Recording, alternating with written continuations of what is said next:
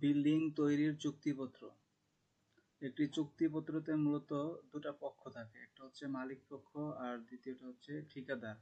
আপনি যার মাধ্যম দিয়ে আপনার ভবনটি তৈরি করবেন সে হচ্ছে দ্বিতীয় পক্ষ। এখানে ঠিকাদারের নাম, পিতার নাম, মাতার নাম, গ্রাম কোনটা সেটা দিবেন, পোস্ট অফিস, উপজেলা, জেলা, মোবাইল নাম্বার থাকবে। ধরেন একটা 2 তলা বিল্ডিং এর আপনি কাজ করবেন।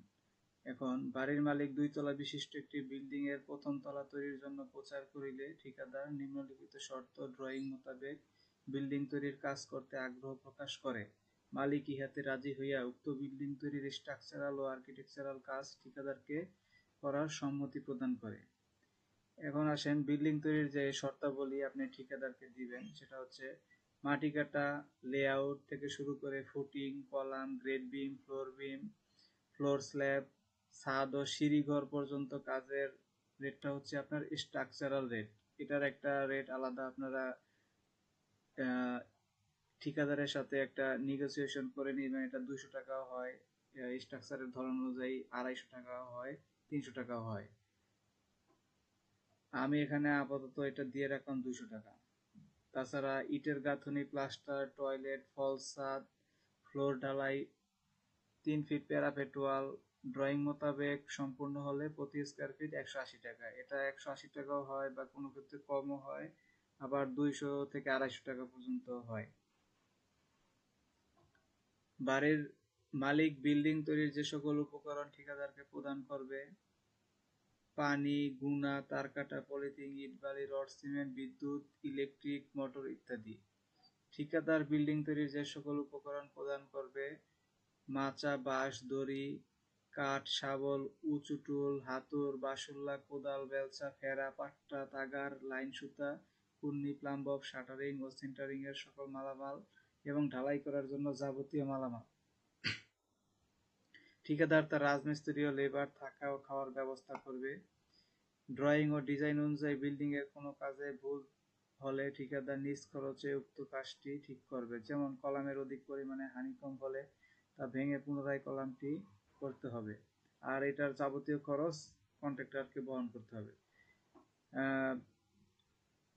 প্রজেক্টের কাজ 1 বছর অতিক্রম করলে দর মূল্য বৃদ্ধি পাবে। এটা আপনার মালিকের খেয়াল রাখতে হবে যে আপনি যে একটা বিল্ডিং করতেছেন, 1 তলা বাড়ি বা 2 তলা বাড়ি বা 6 তলা বাড়ি, এখন আপনার বাড়িটা যদি আপনি দেখা গেছে 2-3 বছর যাবত যদি একই রেটে আপনি কন্ট্রাক্টরকে দেন, সেটা কিন্তু কন্ট্রাক্টর মানবে না।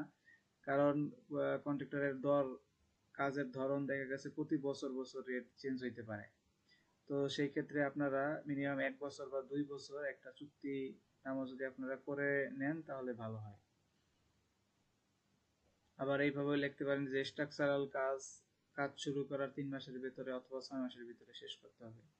কিউরিং মালিক পক্ষ করবে। ইলেকট্রিক, স্যানিটারি, টাইলসের কাজও মালিক পক্ষ করবে। ঠিকাদার যে সকল স্থানে কাজ করে বাড়তি টাকা নেবে। দেখা গেছে আপনার ড্রয়িং মোতাবেক আপনি যদি এক্সট্রা কোনো কাজ করেন, সেক্ষেত্রে কোর্স ও ফেয়ার ফেসের কাজ যদি আপনি এক্সট্রা ভাবে করেন, সেক্ষেত্রে ঠিকাদারকে আলাদা বাজার দর দিতে হবে। ঠিকাদার মালামাল অপচয় করলে জরিমানা দিতে বাধ্য থাকবে। কোনো শ্রমিক কাজ চলাকালীন দুর্ঘটনায় মারা গেলে তার পরিবারকে 1 লক্ষ টাকা অথবা আরো বেশি হতে পারে আপনাদেরকে ক্ষতিপূরণ দিতে হবে। সেটা মালিক পক্ষ অর্ধেক দিবেন, ঠিকাদার অর্ধেক দিবেন। সাইটে কাজ চলাকালীন শ্রমিকের হেলমেট, সেফটি শু ঠিকাদার প্রদান করবে। ঠিকাদার কাজ ছেড়ে পলায়ন করে তাকে আইনের আওতায় এনে 1 লক্ষ টাকা ক্ষতিপূরণের মামলা দেওয়া হবে, বা আপনারা চাইলে আরো বেশি দিতে পারেন। প্রতিদিন রাজমিস্ত্রিকে 500 টাকা খোরাকি ও লেবারকে 400 টাকা খোরাকি প্রদান করতে হবে। এখন হয়তো বা খোরাকি দেওয়া গেছে 600 টাকা দেয়, বা লেবারকে দেয় 500 টাকা। আর ছাদ ঢালাইয়ের কাজ শেষ হলে আপনারা নির্দিষ্ট একটা অ্যামাউন্ট আপনারা কন্ট্রাক্টরের সাথে আলোচনা করে নেবেন যে তার 1 লাখ টাকা লাগবে না 80,000 টাকা হলে হবে। সেটা আপনারা নেগোসিয়েশন করে ছাদ ঢালাই শেষ হলে 1 তলা বিল্ডিং এর আপনারা একটা টাকা প্রদান করবেন। আর প্লাস্টার ও গাঁথনির কাজ শেষ হলে সেক্ষেত্রে আপনি আলাদাভাবে আরেকটা টাকা, সম্পূর্ণ টাকাটাই আপনার তখন পরিশোধ করতে হবে। আর আপনাদের এই চুক্তিনামার ক্ষেত্রে 5টা সাক্ষী থাকলে ভালো হয়, সাক্ষীর মোবাইল নাম্বার, স্বাক্ষর। আর আমি মা স্ট্রাকচার ও কনসালটেন্সি থেকে ইঞ্জিনিয়ার উত্তম বলছি। আমাদের সাথে যোগাযোগ করতে পারেন শেখর বিলা, Boardbazar, Gazipur, Gazipur city corporation. WhatsApp number নিচে দেওয়া আছে, এবং আমাদের চাইলে আপনারা ফেসবুকেও নক দিয়ে যোগাযোগ করতে পারেন। ধন্যবাদ। ধন্যবাদ।